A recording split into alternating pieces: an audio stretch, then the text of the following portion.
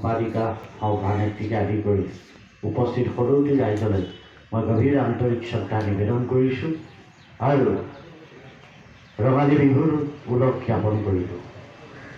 আজিৰ এই পবিত্ৰ ক্ষণ সতী সাধনীৰ আজি যি সাধনী দিৱস তেখেতক স্মৃতিৰ চাৰণ এই সভা আয়োজন কৰি চুতীয়া জাতি সন্মিলনী আৰু চুতীয়া জাতি যুৱ সন্মিলনীয়ে খুব এটা শ্ৰদ্ধাৰ কাম কৰিলে বুলি মই অনুভৱ কৰিছোঁ।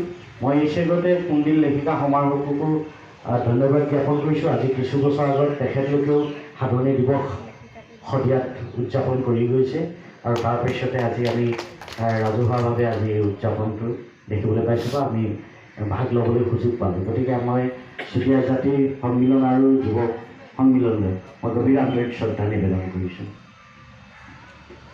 এটা সময় আছিল শদিয়াখন সকলোৰ কাৰণে ঈৰ্ষাৰ কাৰণ আছিল।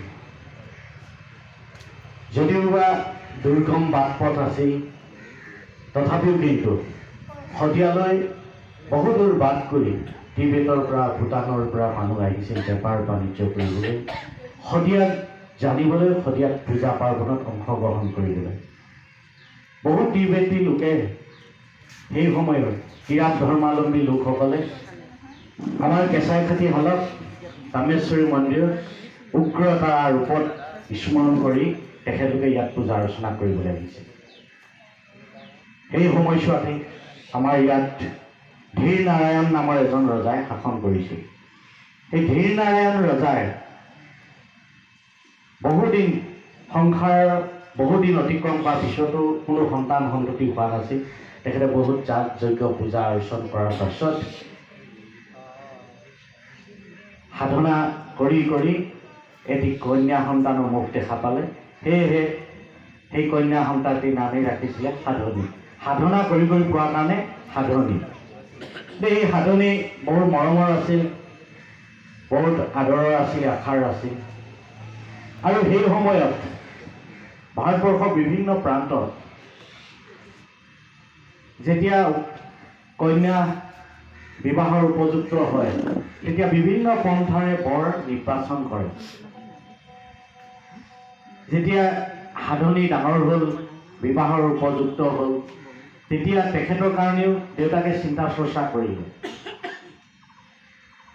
পাল শদিয়া বুলি তেখেতলোকৰ এটা জাগাত শদিয়াত পাল শদিয়াত তেখেতে মাজে সময়ে যায়। তেতিয়া এনেকুৱা এজোপা গছত কেৰ্কেটুৱা এটাই খুবেই আমনি কৰি থাকে আৰু এই কেৰ্কেটুৱা খেলিবলৈ চেষ্টা কৰাৰ পিছতো আঁতৰি নোযোৱাত তেখেতে সিদ্ধান্ত ল'লে এই কেৰ্কেটুৱাক যিয়ে একেপাত কাৰতে সৰ্বিদ্ধ কৰিব পাৰিব তেনে এজন বীৰ পুৰুষকে মই সাধনীক বিয়া দিম। এইধৰণে তেখেতে এটা সিদ্ধান্ত ল'লে আৰু সাধনী স্বয়ম্বৰ হ'ল। তেওঁ সাধনীক সেই সময়ত ৰাজকুমাৰসকলে বা ডা ডাঙৰীয়াৰ সন্তানসকলে কোনেও এই কেৰ্কেটুৱা বন্যপ্ৰাণী কেৰ্কেটুৱা সৰ্বিদ্ধ কৰিব পৰা নাছিল। তো নিতাই নামৰ এটি সাধাৰণ ল'ৰা, সাধাৰণ যুৱকে কিন্তু সৰ্বিদ্ধ কৰি সাধনীক লাভ কৰিবলৈ সক্ষম হৈছিল। তেতিয়া ৰজা ধীৰ নাৰায়ণে সাধনীক বুজাইছিলে যে মই যি পণ ল'লোঁ তো সেইমতে তুমি বৰণ কৰিব লাগিব। সাধনী ৰূপে গুণে মহীয়সী আছিল। সেই হেতুকে সাধনীক বুজাব লগা হৈছিলে। ৰজাই বুজাইছিল যে ভৱিষ্যতে ৰাজদণ্ড তোমালোকৰ হাততে দিয়া হ'ব। ইতিমধ্যে তেখেতলোকৰ সাধক নাৰায়ণ নামৰ এটি শিশু পৰৱৰ্তী সময়ত তেখেতলোকৰ এটা সন্তান জন্ম হৈছিল, যি বালক অৱস্থাতে ইয়াৰ পৰা বিতাড়িত হ'ব লগা হৈছিল। যে কি নহওক ইতিহাসে এইবোৰ কথা কৈ গৈছে। গতিকে সেই সাধনীক সেই হেতুকে নিতাইৰ হাতত ৰাজভাৰ দি সোণৰ মেকুৰী, তৰোৱাল আৰু ঢাল এই সমগ্ৰ চুতীয়া জাতিৰ সম্পদ সাধনীৰ হাতত দি ধীৰ নাৰায়ণে বনলৈ গমন কৰিছিল। এই কথাবিলাকত অসন্তুষ্ট হৈছিল ৰজাঘৰীয়া ডা ডাঙৰীয়াসকলে। সাধাৰণ এজন যুৱকৰ হাতত ৰাজভাৰ দিয়াত অসন্তুষ্ট হৈছিল। গতিকে ৰজাৰ ধীৰ নাৰায়ণৰ ভায়েক সুৰজিৎ পাল ডাঙৰীয়া সেই সময়ত তেখেতে মুকলিকৈ এই কথাটোত অসন্তুষ্ট প্ৰকাশ কৰি সেই সময়ৰ আহোম ৰজা চুহুংমুঙৰ শৰণাপন্ন হৈছিল।